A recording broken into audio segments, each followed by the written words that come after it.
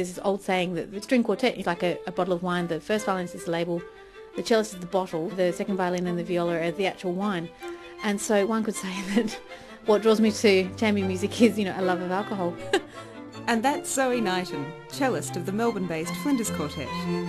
Hello, I'm Sophie Maxwell, and today on Classic FM we'll be hearing from Zoe about what it's like to be a chamber musician. But first, to the history of chamber music.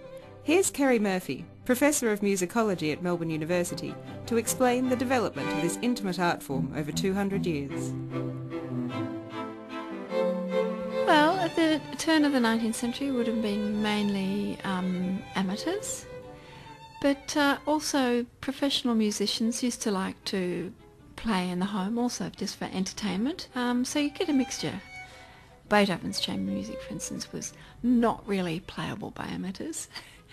And with that, but he's a little bit of an exception. There weren't so many composers writing such difficult chamber music at that time, so I think Beethoven is an exception. But probably the growth of the professional chamber player grew with Beethoven, that you needed to be of exceptional standard to be able to play his works.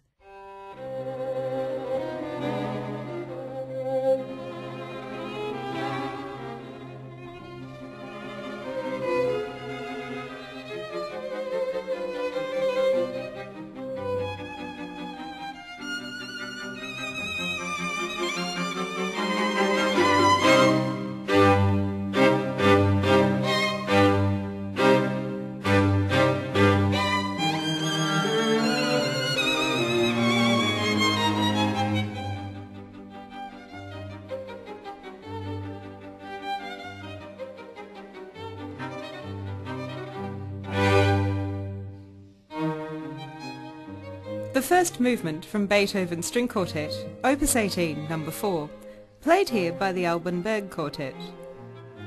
Modern players of chamber music have to be well prepared to perform this virtuosic music, as Zoe Knighton of the Flinders Quartet explains. First of all, I get my part, the score, and a CD, and make sure that I know how the piece sounds. This is sort of maybe revealing quite a secret that maybe people don't agree with, but personally I actually play along with the CD, and I put earphones in my ears so I can't actually hear myself very well, and what that does is take the focus off me and onto the other parts. And so it's, for me, that's the quickest way of learning the music, regardless of what you think about being unduly influenced by a certain interpretation. I often make sure that I do at least two versions, do that with two different versions, so I know what the piece sounds like with two different interpretations. But personally, that's the quickest way. I guess in some respects it's quite an all-encompassing art form because you're trying to be soloist and then accompanist. You're quite right. There are many different roles depending on the piece that you're playing.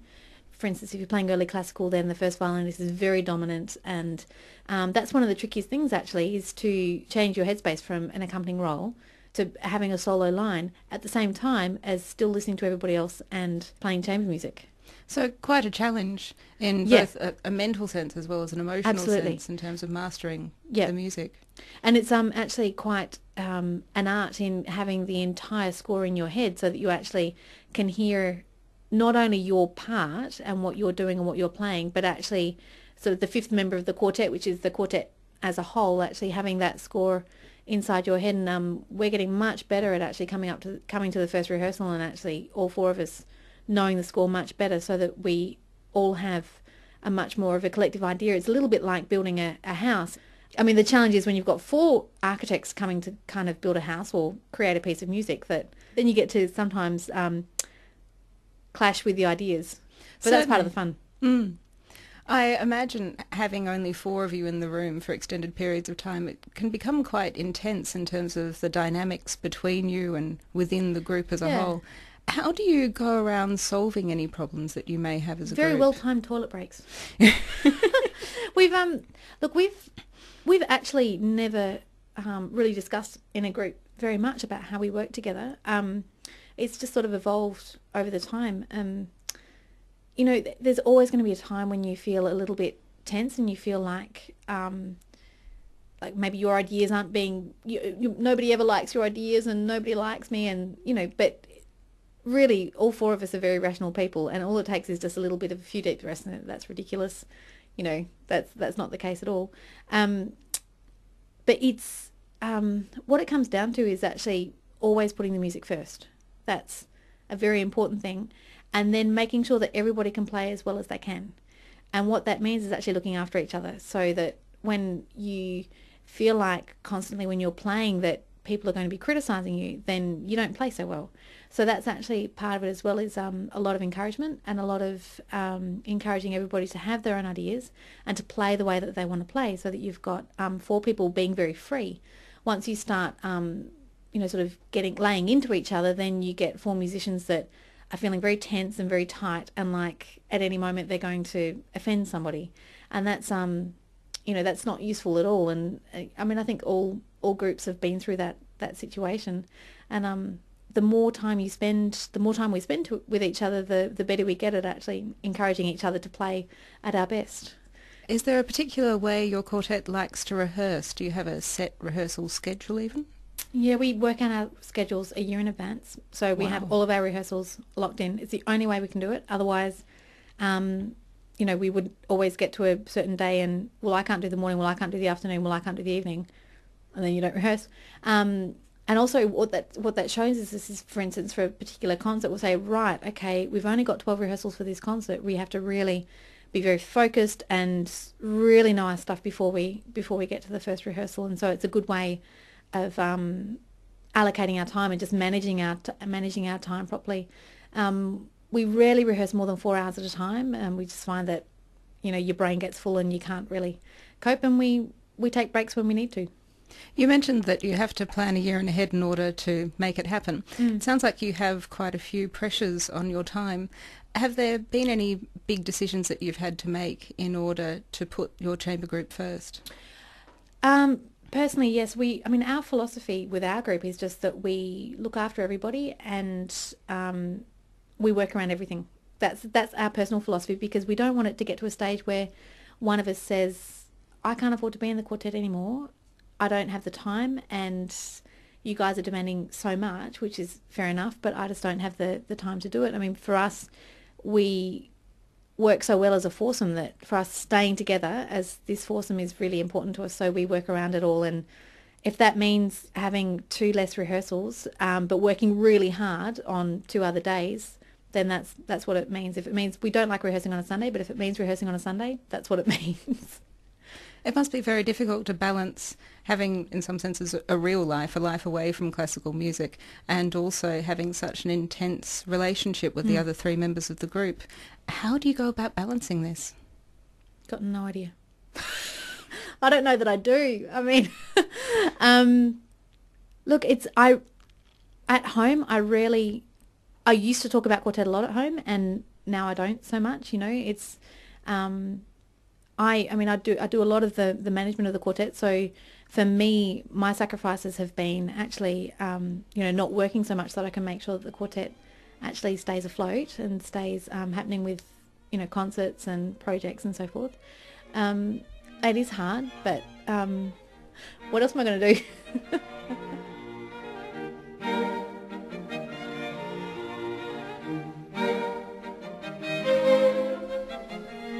You're on ABC Classic FM. I'm Sophie Maxwell, and we've been listening to cellist Zoe Knighton. Let's return to musicologist Kerry Murphy, who explains how chamber music made the transition from the salon to the concert hall. Chamber music societies were set up, and this happened in the early 19th century all over Europe. I guess the one I know most about are the ones that grew up in Paris. And they set up originally with a subscription list. So it was a concert, but it was also a private concert, because all the people there were people who subscribed to that concert. And could be up to 100, I guess, and some of them were even bigger. And a lot of them played uniquely Beethoven's chamber music. I gather that before the time of Beethoven, perhaps, it was important in courts and for diplomats to be able to get involved in chamber music, as it was seen as an important way for various courts to come together as a whole and have a social experience. I really can't see diplomats doing that today. No, no. It shows you, doesn't it, the high level of musical competence that people would have had at the time too. Certainly, and the different place in society that classical music, for want of a better term, has. No, that's right. There were some composers in the early 19th century.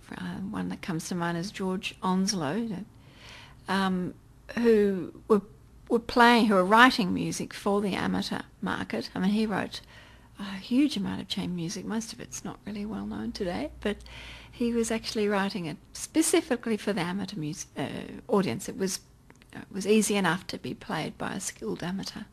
Interesting. So it's really quite a world away from what we'd see now as part of the Musica Viva concert series and that sort of thing. Yes, absolutely. Where you've got professional musicians attaining enormously high standards of performance in these works, which mostly were not intended for amateurs or diplomats, for that matter. That's right. Although I think as the century progresses, people like Brahms, I mean, their chamber music obviously was being played by professional groups as well in public concerts. So it moves into the public concert arena by the end of the century. Professor Kerry Murphy. A modern equivalent to such a society would be Chamber Music Australia, an organisation that provides string quartets and piano trios the opportunity to play to a wider audience through concerts and competitions. General Manager for Chamber Music Australia, Benjamin Woodruff, spoke to me about his role. Chamber Music Australia stages the Melbourne International Chamber Music Competition every 4 years. And I can honestly vouch that you do use all of that time in between getting ready for the next competition. There's a lot of operational, there's a lot of financial and a lot of artistic work that goes into staging such an event. It sounds absolutely huge. How many people are there in your team? At the moment, we're in between competitions. This is what we call one of our off years. I am the only full-time staff member at Chamber Music Australia, and I have 3 part-time staff who come in to assist at various, sort of do one day each. And obviously we grow when the competitions are on. We sort of swell to a peak of about 4 people full-time and then back down to 1. Oh, a huge team of 4. Yes. Having to put on such an amazing event would require a huge amount of financial backing. That's always very difficult in the area of the arts. How do you manage it? It's very tricky. We are very fortunate to have support from the Victorian government through Arts Victoria, through Tourism Victoria, and also through the City of Melbourne. We also have a principal partner, and we have donations and a patron circle. It's never easy. The competition is a $1.5 million event. More and more these days, arts organisations have to run as coherent businesses.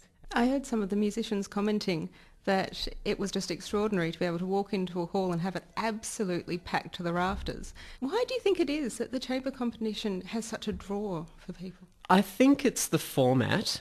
I think Australians love competitions, and a competition has a format that everyone can relate to. I think there's also something about the youthful potential of all the entrants. This is not a competition for established performers. This is a competition for up-and-coming musicians. And there's something exhilarating about watching different groups from different countries and the way they play the music that a lot of us have heard many times. And there's always a new take on a Beethoven that you might have never thought of, or there's a French style of playing that we don't get to hear very often, or there's a Russian style of playing, and there are many debates and many differences of opinion always afterwards. But that makes it such a good dynamic event.